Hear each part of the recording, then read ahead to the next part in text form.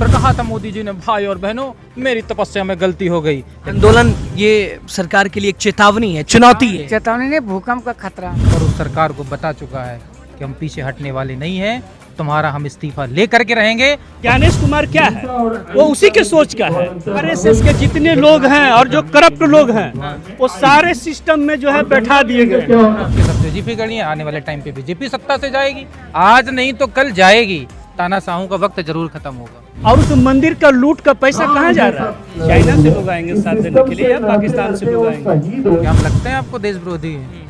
दोस्तों, तो इस वक्त हम राजधानी दिल्ली के दिल कहे जाने वाले जंतर मंतर पर हैं।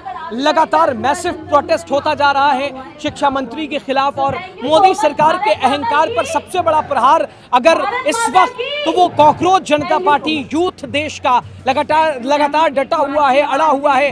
बारिश हो, गर्मी हो, अभी भी देखिए बारिश आ रही है, जा रही है, बावजूद इसके यूथ देश के अड़े हुए हैं, डटे हुए हैं। आज 16वां दिन है प्रोटेस्ट का। 20 तारीख से लगातार 20 जून से लगातार यहाँ पर चूंकि अलग अलग लखनऊ, दिल्ली, इसके अलावा जयपुर, इसके अलावा अगर बातचीत की जाए तो पुणे के बाद अब फिर लगातार 20 जून से आज 5 जुलाई रविवार के दिन तक 16वें दिन प्रोटेस्ट जारी है। भूख हड़ताल के सोनम वांगचुक के 8वां दिन है। 6 किलो से ज्यादा वेट उनका लॉस हो चुका है। तबीयत, शुगर लेवल, ब्लड प्रेशर, आप जरा देखिए सोनम वांगचुक स्टेज पे बैठे हुए हैं, यूथ हैं, लगातार डटे हुए हैं, जुटे हुए हैं, और कोशिश बस यही है कि भाई जवाबदेही की बात हो, जिम्मेदारी की बात हो। एक बार मैं चाहूंगा जरा नजदीक से दिखाने की कोशिश कीजिए। सोनम वांगचुक भी मंच पर बैठे हुए हैं और अभी अभिजीत दीप पे भी थे, जो कि फिलहाल किसी काम की वजह से गए हुए हैं। बात करने की कोशिश करते हैं। इधर आइए, जरा सा लोगों से बात करने की कोशिश करते हैं। सर, क्या नाम हुआ सर? राम नारायण पाल। लगातार ये प्रोटेस्ट अपना रूप बदलता जा रहा है, लेकिन असर पड़ रहा है सरकार पर क्या? असर तो इतना पड़ रहा है कि भूकंप ही आने वाला है। भूकंप आने वाला है। हाँ, जल्दी फैसला हो जाएगा। घर 20 तारीख से पहले। अरे तो आज तो 16वां दिन है, लेकिन असर फर्क तो पड़ ही नहीं रहा है सरकार पर। शाम को खुद देख लो, 6 बजे के बाद पड़ेगा। शाम को 6 बजे के बाद देख लो, रोज भीड़ बढ़ते ही जा रही है। बढ़ते जा रही है। हाँ, तो इससे घबराना नहीं है, बहुत जल्दी हो जाएगा। आंदोलन ये सरकार के लिए एक चेतावनी है, चुनौती है। चेतावनी नहीं, भूकंप का खतरा। मैडम, क्या नाम हुआ आपका? लगातार आप यहाँ आ रही हैं, क्या कुछ बताना चाह रही हैं, जरा बताइए। लगातार नहीं आ रही हूँ, अभी आई हूँ मैं। अच्छा। सुन रही थी, काफी इच्छा थी बहुत दिन से आने की, बट आज मौका लगा। क्या सोच कर आई हैं और मकसद क्या है? और देख के, चूंकि कोई कह रहा पाकिस्तानी है, कोई कह रहा ये देश में माहौल खराब कर रहे हैं। माहौल खराब नहीं कर रहे हैं, जो आज की प्रॉब्लम है उस प्रॉब्लम का सोल्यूशन है ये। क्योंकि जनता सोई हुई है, कुछ जगी है, कुछ सोई है, लेकिन सब नहीं जो जगे हैं उनको जगाना है।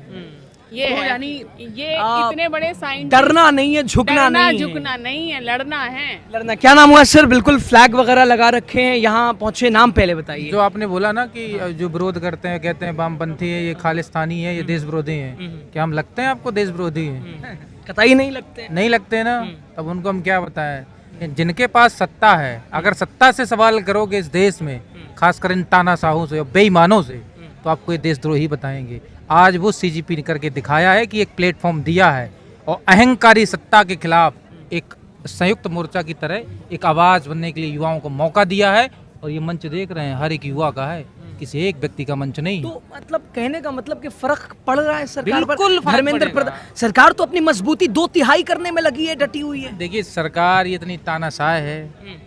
आइए, खड़े हो जाइए। अरे नहीं, ठीक है, बैठे। अच्छा, ठीक। देखिए, सरकार इतनी तानाशाह है कि बहुत सारे युवाओं को, चाहे किसानों के आंदोलन को लेकर के, वो 19 महीने बाद मानी थी, लेकिन मानी थी ना, पर कहा था मोदी जी ने, भाई और बहनों मेरी तपस्या में गलती हो गई, लेकिन गलती स्वीकारी थी कि नहीं स्वीकारी थी। और ये देश का युवा ताकत है, और उस सरकार को बता चुका है कि हम पीछे हटने वाले नहीं हैं, तुम्हारा हम इस्तीफा ले करके रहेंगे, और शिक्षा व्यवस्था में बदलाव हो करके रहेगा। क्योंकि मैं एक किसान का बेटा हूं, मैं बांदा की धरती से चल कर आया हूं, और इस आंदोलन को समर्थन करता हूं, आगे भी समर्थन करूंगा, और सरकार से सवाल पूछता रहूंगा। इसे बदनाम करने की कोशिश की जा रही है कि ऐसे ही हैं, कुछ लोग कह रहे हैं ये फंडेड लोग हैं, उन लोगों को कैसे जवाब दिया देखिए, जाए? 2014 के बाद से, जब से सरकार आई, तो जो सरकार का IT सेल है बहुत मजबूत है। कोई भी अगर सवाल करता है तो उसको देशद्रोही और खालिस्तानी बताने में ये सबसे आगे होते हैं, कोई भी वर्ग हो। आप देखिएगा, आप अच्छा, मीडिया मौजूदा समय में यही सबसे मुश्किल, आप सवाल नहीं पूछ सकते सरकार से, सवाल करेंगे। अच्छा, सरकार का विरोध मतलब ये भाई देश विरोध थोड़ी ना हो गया, ये तो संविधान इजाजत दे रहा है, तो उस पर मौलिक अधिकार पर सवाल, अभिव्यक्ति की आज़ादी पर सवाल। वही तो कह रहा हूँ कि इतनी आज़ादी तो इमरजेंसी के टाइम पे खतरे में नहीं थी ना। ये वही जंतर मंतर है ना, 2012 में अन्ना ने जब आंदोलन किया था आज़ादी जी ने, तो कांग्रेस सरकार सट से बाहर चली गई थी और वहाँ हम आज खड़े हैं, सबके सबसे जीपी खड़ी है। आने वाले टाइम पे बीजेपी सत्ता से जाएगी, आज नहीं तो कल जाएगी। तानाशाहों का वक्त जरूर खत्म होगा। तो बहरहाल दोस्तों देख सकते हैं लगातार यूथ डटा हुआ है, अड़ा हुआ है। कुछ कहना चाहेंगे सर? यहाँ आप पहुंचे, नाम आपका क्या हुआ? नहीं अभी साइड में रखिए, कह लीजिए, कुछ कहना नहीं चाहते हो? मैं सपोर्ट में आया हूँ बस। सपोर्ट में आए हुए हैं, यूथ अपनी मांगों को लेकर सरकार के सामने डटे हुए हैं, अड़े हुए हैं। नहीं मैं उनको सपोर्ट करता हूँ, सपोर्ट बाकी करता ज्यादा नहीं। क्या नाम हुआ सर? मेरा नाम प्रदीप कुमार पासवान हुआ सर। और पासवान साहब, आप यहाँ पहुंचे हुए हैं, अच्छा पटना से आए हैं? अरे कल भी था पूरे दिन, ये 11 बजे से लेकर के लगभग 4:30 बजे तक था। उसके बाद आज फिर मैं अभी आधा घंटा तो पहले आप आया स्पेशली इन्हें सपोर्ट करने आए हूँ। हैं? बिल्कुल सपोर्ट करने के लिए आया हूँ सर। ये बच्चे अपने लिए नहीं लड़ रहे, ये अपने भविष्य के लिए और अपने देश के आने वाले भविष्य के लिए लड़ रहे हैं। और ये हमारे ही बच्चे हैं, पर विदेश के बच्चे नहीं हैं। हम इनका सपोर्ट नहीं करेंगे, हम इनका साथ नहीं देंगे तो कौन साथ देगा? चाइना से लोग आएंगे साथ देने के लिए या पाकिस्तान से लोग आएंगे? नहीं, सरकार के लोग कह रहे हैं कि ये पाकिस्तानी हैं तो आतंकवादी हैं, देश का माहौल खराब कर रहे हैं, तो फंडेड हैं, तो कॉकरोच है, तो हमारे पास काला हिट है, तरह तरह की बातें। देखिए, वो बोल रहे हैं जिनके बच्चे भारत में नहीं विदेशों में जाके पढ़ रहे हैं। हमारे जब भी जितने भारत सरकार में मंत्री हैं, लगभग सभी के बच्चे विदेश में पढ़ रहे हैं। तो उनको यहाँ से लेना देना क्या है? यहाँ की तो संपत्ति लूट करके अपने जो है स्टोर कर रहे हैं।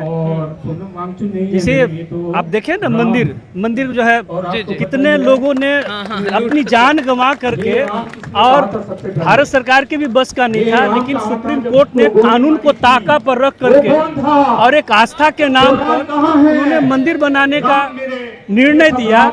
और उस मंदिर का लूट का पैसा कहाँ जा रहा है? MP MLA खरीदने में जा रहा है, सरकार को बनाने में और सरकार को गिराने में। यानी अब लोगों को घुमाया नहीं जा सकता, सब लोग समझ रहा है हकीकत सच्चाई क्या है। समझ रहा है।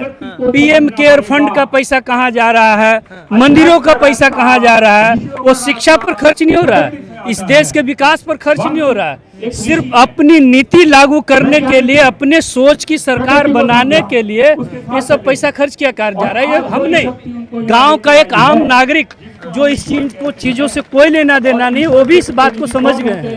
हम तो कुछ पढ़े लिखे हैं, तब तो समझ ही गए, अनपढ़ भी समझ रहे हैं कि हमारे पैसे का इस्तेमाल कहाँ हो रहा है। सरकार तो अपनी मजबूती में लगी है भाई साहब, 2/3 इसका फर्क पड़ रहा। आज 16वां दिन है, 8 दिन से सोनम वांगचुक 6 किलो वजन कम हो गया।